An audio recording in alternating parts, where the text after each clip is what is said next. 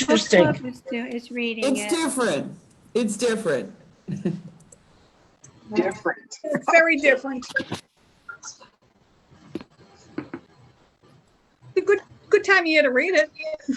We planned it for our book club before Purim. So Yeah. I'm curious, was that my mother who said it was very good? Yes. Do you own it? No. Okay. I thought if I'm allowed to see her, I could get the book, but yeah. I do. Oh, Rabbi Ellen, you have such devious ulterior motives to get a book from your mother. Yeah. She gave me the Hamantashen already, so I thought, I'd rather see her. Oh, you don't need them all yet. No, we still have them. a piece of good news for the summer that I just got a posting that Cuomo is saying that summer camps are on track to open in June, overnight camps. And I hope in the state of Connecticut too. It seems that New York, New Jersey, and Connecticut are in sync with each other. Yeah. So, I'd like that for Maryland too. yeah. Yeah. Well, all the Ramah camps are planning to open. Yeah, my kid's going to Wisconsin. Anyone know about Israel? My daughter's planning to go to Israel this summer. Yeah, all the Ramah programs and USY programs are planning to be in Israel. So. Thank you. Good. Okay. That's good. Okay, I think we're all set. I'm going to mute everyone. Maybe, if it comes up. Yes. Okay, very good. Rabbi, we're streaming. We're on. We are.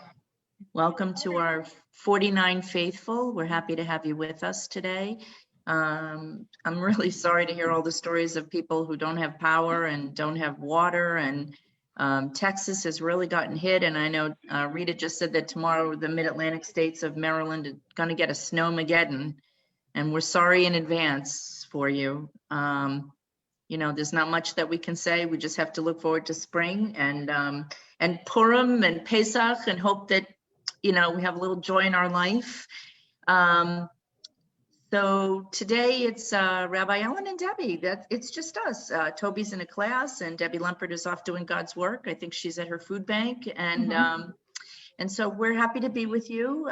Every day is a little different. I always say it's like Groundhog Day, but it's really not. So we learn something new every day, and we're with new people every day. Every day, new people get on, and some people stay and some people leave. And it's nice to see all new people. And I don't know if Joan Lowenstein is with us, but I just want to say that Rusty did a lovely shout out to your region and talked about how many people from your region get on and are with us every day. And we thank all of you for your support for this program, because without all of you getting on every day, we wouldn't have it. And it's really been wonderful for all of us to get together every day at this time, and to be together and to support each other, and to have a chance to visit and not be isolated. I know I hear from people regularly who are isolated and can't wait for this to be over. And I don't know, Rabbi and I talk about whether or not we'll continue to do this after the pandemic's over and we can all go back to somewhat of our normal life. And I don't know, we'll have to see what we're doing, and if we're going to continue it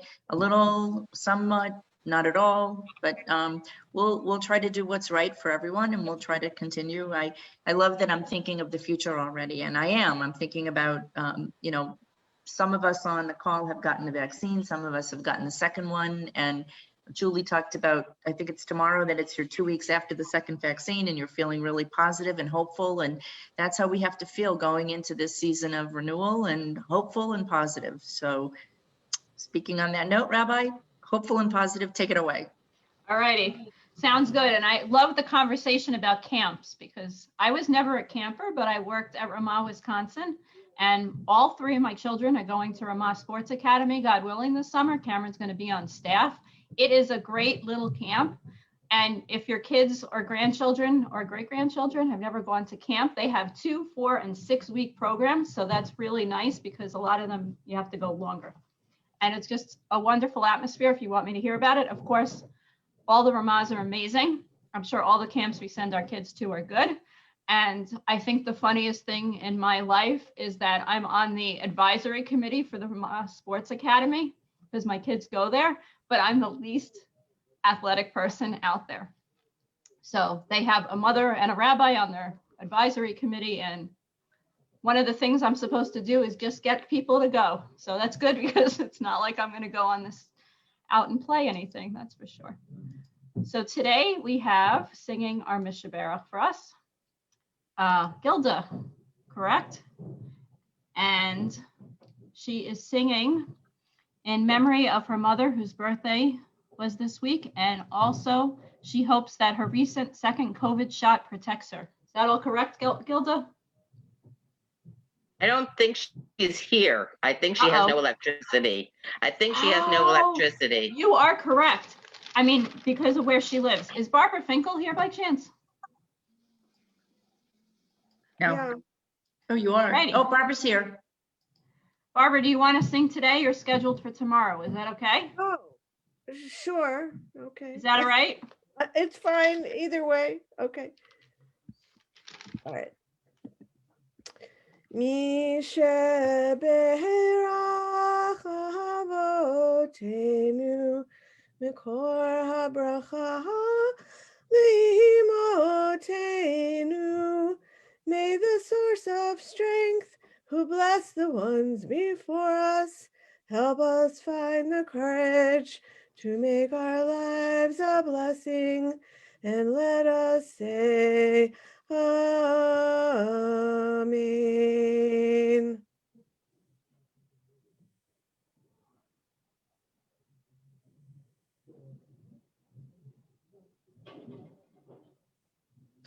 Misha Be'erach Imotenu Mikor HaBracha La'avotenu. Bless those in need of healing with refuah shlema, the renewal of body, the renewal of spirit, and let us say Amen. Yasha Kochech. Thank you, Barbara. Were you singing tomorrow for a special occasion? No. Okay, so thank you for stepping in for today. You're And welcome. for Psalm 94 for Wednesday, we have Julie and Ann reading responsively. So hope I have those names right. And Julie, if you want to start with the odd, and Ann can do I've done the odds 3 weeks in a row, I think. Can Oh I man, even- okay, you can switch it. I'm sure Ann won't mind. Okay. No, Ann's a friend, it's fine. No, no problem. God of retribution, Adonai, God of retribution, appear. Judge of the earth, punish the arrogant as they deserve. How long, Adonai, how long shall the wicked exult? Swaggering, boasting, they exude arrogance. They crush your people, Adonai, and oppress your own.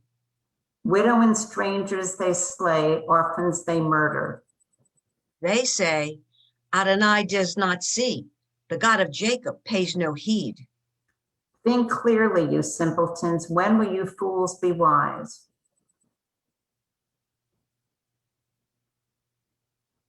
Surely the one who shapes the ear can hear. Surely the one who forms the eye can see. Surely God who disciplines nations will chastise, teaching mortals to understand.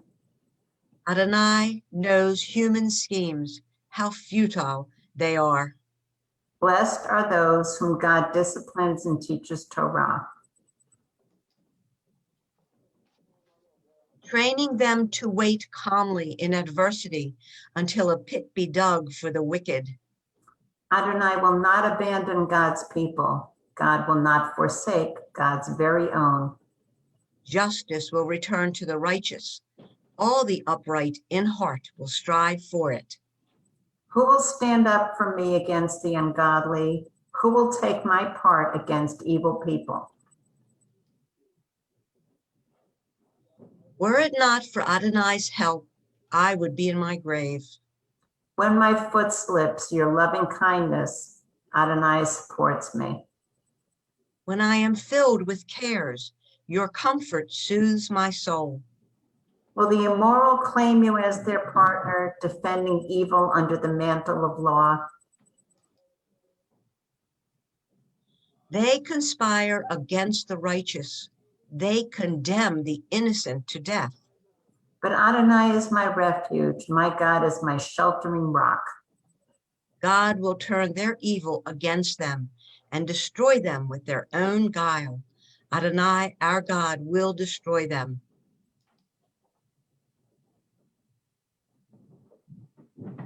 Joe, you want to just do that? And then Let us sing to Adonai. Let us rejoice in our Creator. let us greet God with thanksgiving, giving psalms of praise. Adonai is exalted beyond all that is worshipped.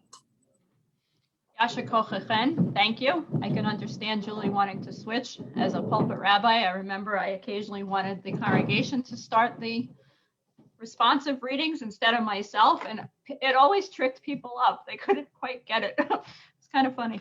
But after a while, you get to memorize the verses. And my kids and I could recite some of these by heart. I could say it, they could respond like we did in shul. So I can totally understand that. And I think, Julie, I always pick you as odd because I think you sign up before Anne on the sheet. But I'll try to remember that for the next time. Always good to see people together. Our Florida, from the fabulous Florida region, right? And bye, Anne. Have a good day. So Pirkei Avot 3:16. It's short, but don't worry, there's a lot to learn. Rabbi Yishmael said, "Be yielding to an elder, pleasant to the young, and receive every person with joy." So there are a lot of different translations for this. This is the translation I used. I believe it was from the Social Justice book. So I always like to tell you who we're studying and who is teaching us. So Rabbi Yishmael, most likely Rabbi Yishmael ben Elisha, he lived in the first half of the 2nd century. He was the grandson of a high priest. And he was taken to Rome as a captive after the fall of Jerusalem. And his release was done by the efforts of Rabbi Hoshua ben Hananiah. He was truly a great personality and a teacher that left his stamp on literature and Judaism at the time of the period of the Tanaim. He was a chief spokesman of Yavne, and he said that the Torah speaks in the language of human beings, which is so important when we study something, to realize that the Torah speaks in the language of human beings, and it could be so much more relevant if we think of it that way. And also you could think that it's not out there, like we say in Deuteronomy, Lo bashamayim hi, it's not out there, it's more speaking to us if the Torah speaks in the language of a human being. His interpretation was often for the plain meaning, the pshat meaning. And he was an intimate colleague of Rabbi Akiva, who we'll study about tomorrow. And he often argued with him about important matters. So it's always good to have a study partner. And so Rabbi Yishmael and Rabbi Akiva used to argue with each other. And Rabbi Yishmael died as a martyr. So you'll remember, now we're getting to the text. I'll start at the end and then go forward. To receive every person with joy sounds a lot like a teaching that we learned in the first chapter of Pirkei Avot, teaching 15, that Rabbi Shammai would say, receive all people cheerfully, which was kind of an ironic teaching from Shammai because he was kind of a gruff person. So he wasn't the most cheerful. So it was almost like he was teaching to himself, like, okay, I need to tell others that they should receive people cheerfully, and maybe I will do that myself. So it seems very similar to his teaching, what Rabbi Yishmael teaches here. And it seems to ask us to mold our feelings and our character so that we're genuinely happy in the company of others. So let's think about that. If you're with like negative people, you have that negative vibe. Like people always say, have that positive vibe and you can be really positive about everything. Like it's very true. If you go into a store and everyone's really grumpy, you're not going to want to shop. But if everyone's really happy and cheerful in a genuine way, you'll be more likely to want to be there. And I think that with teaching, that if you have a smile on your face or a smile on your face no matter what does this song say? There's a song about having a smile on your face. Totally blanking at the moment. I'm sure one of you could sing it. If Mimi's on, knowing her, she'll know it. That you learn better. I think about my kids today. Two out of the three are virtual on Wednesdays. And when I hear the teacher speaking in a happy voice, it makes my kids happier. When they're grumpy, it's a grumpy atmosphere. So think about that. And also, if you go into a store and you have a happy, think about a store. Those of us who go in, I haven't been in a store in forever. But if you're happy when you go in and the person has a smile on their face, you're more likely to go again to that same store. So being joyful helps for the future as well. So the word mikabel, that you should be understanding. Here I translate it as pleasant, that you should bring comfort to people, and that you should make sure that you don't treat people differently because of their ranks. You shouldn't treat an old person differently than you treat a young person. We should treat each person equally because they're all a soul of God. They're all created b'tselem Elohim, in God's image. Rambam, in his commentary, taught that you must greet each person, small or great, free or enslaved, any members of the human race, with joy and gladness. So I know I've given this example before, that my father was such a person, that he knew all the doctors in his hospital, and he knew all the custodians, all the janitors, all the garage workers. He knew everyone's name, and he received everyone joyfully. And it really made a difference. Years later, people will tell us how, and he's been gone almost 10 years, that because he was so cheerful and knew people's names, it made a difference. When I interact with people, I ask their names constantly. If I have to go to a doctor's office, everyone there, when I leave, I will know their name. And if they call me the next day, I'll tell them I remember them, and they're always shocked. Like, it's just a little bit of nicety to know people's names, to just receive them nicely.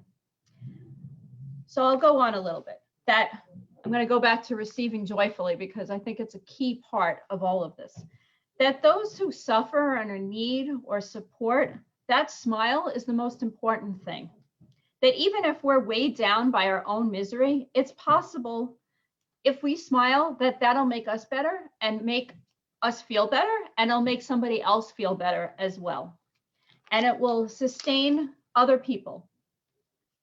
So let's go to the part about the beginning of the teaching. Heve kal larosh. So be yielding to an elder. That's how I translate it.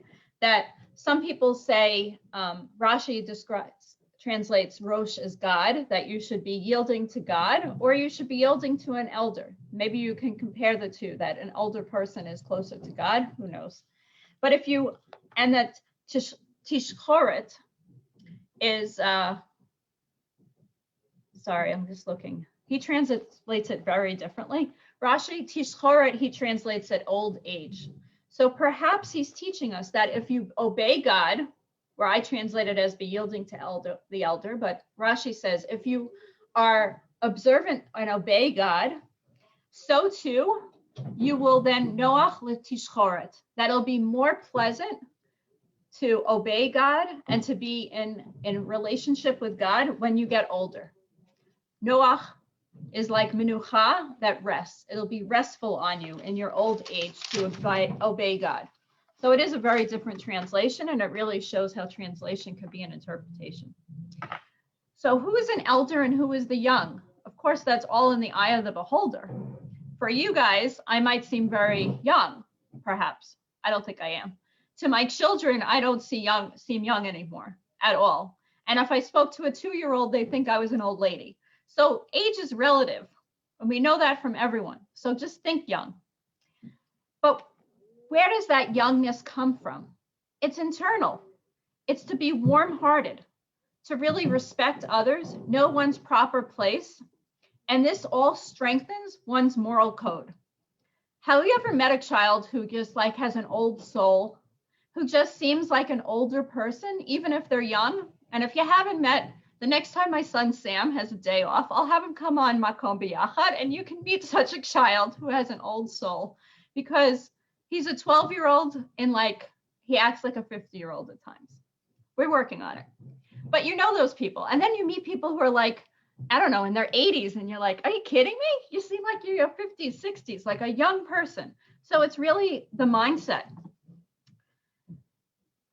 And what is this all about? if you talk about what Rashi said, its relationship to God, how we behave to each other creates a holy atmosphere. That holiness is an expression and an outgrowth of how we behave. So this Mishnah is teaching us that we should treat those who are older and those who are younger with a dignified respect. We should respect and listen to the old and the young. The older people and the younger people have skills. They should have skills to be able to take care of themselves. And if they don't, we should help them as much as we can. To greet people, that's the last part. How do you help them with that?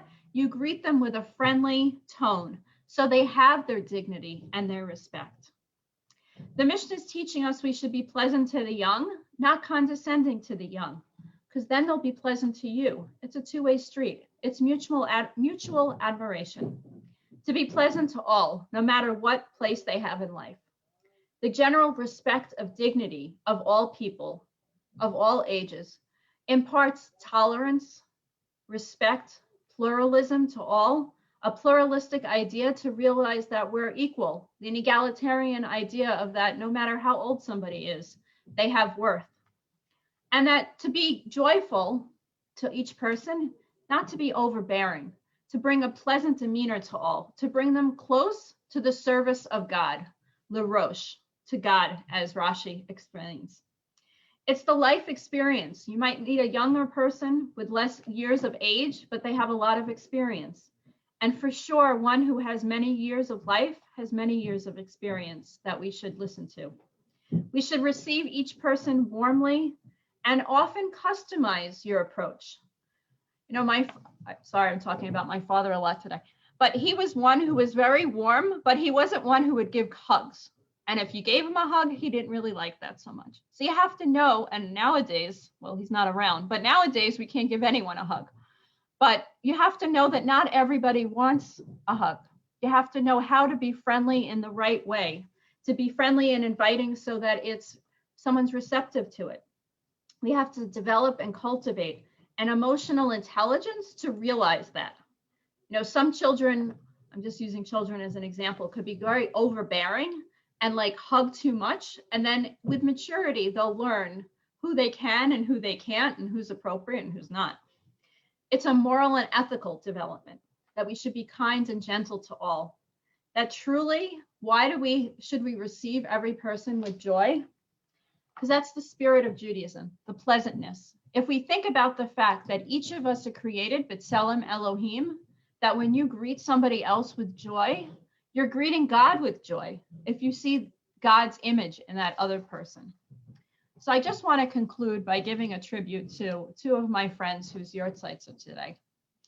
And many of you probably have heard of them.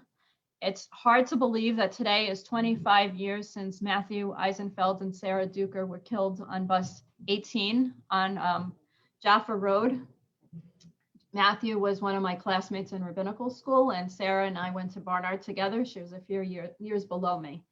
And when I was preparing this Mishnah and realizing that their yortzeit was today, I realized how much it speaks to what they were like. So I'll just tell you one story about Sarah. She was a very outgoing woman, and she would seem soft-spoken, but everything she said had a purpose and a meaning.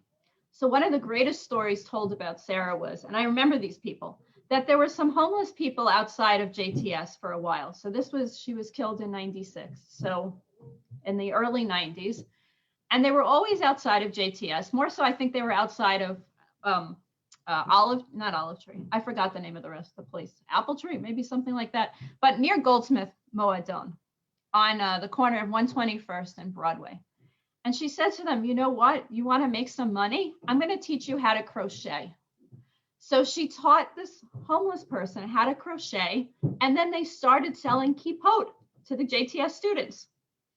So it's really exactly what Rambam teaches, that you should teach somebody a job, a profession or something so that they can make money. So these people would be outside and we'd give them money for food to go into the store there. Maybe it was called Olive Tree. And it was? Judy, you can unmute yourself. Apple Tree. Apple Tree, the one underneath Goldsmith?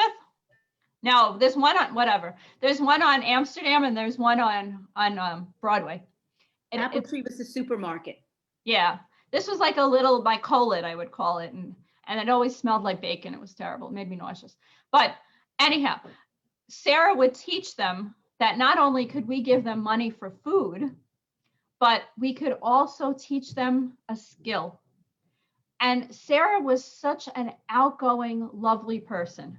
She and Matthew always had a smile on their faces. They were good to everyone, no matter if they were young, old. He would sit and study with people. He was preparing a Haggadah for his family. I remember a story about Sarah that we were walking through Nachlaot, which is the neighborhood by Machane Yehuda, the Shuk, the marketplace, and it was right before Simchas Torah. And there were posters on the wall saying, beware of the conservative and reformed Jews who are going to dance together. And Sarah tore down all the posters as we walked. It was great. But she taught so much about just how to be a human being and a person. We had a little memorial, it wasn't so little, we had about 2 screens worth last night of a memorial service for them. 25 years later, and at least 18 children, at least, have been named after Matthew and Sarah. And when I think about how to be just a mensch, it's the 2 of them. And this mission is really about teaching how to be a mensch, how to be nice to all people, no matter their rank, their age, and to just greet everybody nicely. So may their memory continue to be a blessing. The Beit Midrash, the study hall at JTS, is named after them because they were such learners. They were fantastic. And if I had to think of a pivotal moment in my life, it was February 26th, 1995, when they were killed. So may their memory continue to be a blessing. I'm going to read the chats now to see if there's anything I'm going to add. But as I read them, if anyone has any comments, or if we just want to go to Karen Weiner, if you want to read a list of names of our loved ones who we say Kaddish for today. Certainly. Thank you, Rabbi. We lovingly remember Evelyn Seelig, Sue Press, Leona Elligberg, Dolores Megan, Phyllis Haas, David Copeland, Ivan Stanton, Sylvia Kraus, Hope Dellin, Herb Lubars, Hannah Bat-Shimon Bacarline, Ellen Babbitt, Theodore Fishman, Richard Merrick, Lillian Tobias, Doris Hildebrand, Ruth Lewis Bloomfield, Michael Klingbaum, Michael Schrank, Shirley Shapiro, Carol Hope Taub, David Levy, Ernestine Loeb Hamill Erkin, Shelley Barrer, Miriam Clow, Effie Pollock, Arnie Levinson, Marla Goldberg, Barbara Roth Roberts, Phyllis Grusin Weinstein, Saul Fishman, Davida Shipkowitz, Irv Shapiro, Ike Cohen, Rabbi Stephen Lerner, Rabbi Eric Wilner, Jace Diaz, Yossi Goldstein, Isidore Goldberg, Jacob Grossman, and the Yortzites of Matthew Eisenfeld and Sarah Duker. Are there any others? May their memories be for a blessing. Annette Ross, can you put her on for a week, please? Sure. And it's R-O-T-H? R-O-S-S. Oh, Ross. Okay. Thank you. Thank you. I'm writing that down too, so I have it to add. And if there are any other names, as we all who are saying Kaddish, unmute and rise to recite the mourner's Kaddish. I invite you to add any names of loved ones. And we begin together. If you're going to be responding, please unmute yourself as well. Yitzgadal, Yitzgadal, V'Yitzadash, Shemay, Shemay, Rabba, Rabba, Yalma, Ivra, Iver, Yirutay, Yamli, Bechayim Lev, Malchutay, Yechayayon, Yom Mechon, Chaye, Chaye, Ol, El, Ba'agala, El, Yizan, Ariv, Miru, Amen. Hey, Hey, Abba, Mivarach, Barach, Elam, Olam, Meim, Meom, Maya, Maya, Yitzbarach, Yishtabach, Shabach, Yitzha'ar, Ar, Yisramam, Yisraman, Yisnaseh, Yisnaseh, Yitzar, Yitzalel, Talal, Halal, Halal, Shemay, May, Yisha, Yisha, Ri, Bechu, Elam, Elam, Min, Kol, Kol, Ircha, Shirata, Shirata, Shushata, Nehemata, Mata, Amiran, Yalma, Yamo, Be'iru, Ru, Amen.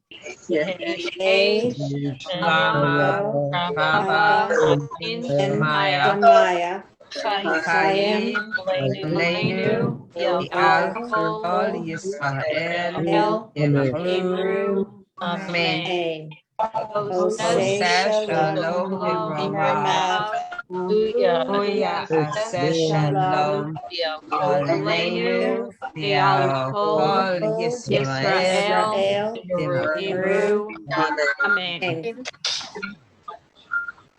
May all our memories of our loved ones who we said Kaddish for continue to be a blessing.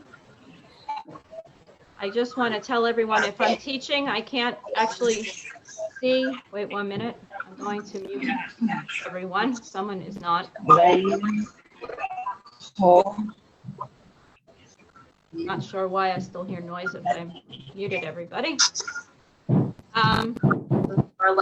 So if you're chatting me during my teaching, unfortunately I cannot see, so I apologize for that. One good comment, well, they were all good comments, but someone wrote that Maya Angelou wrote that people may not remember what you did, but they will remember how you made them feel. I had to look at my notes, so that's really a beautiful saying.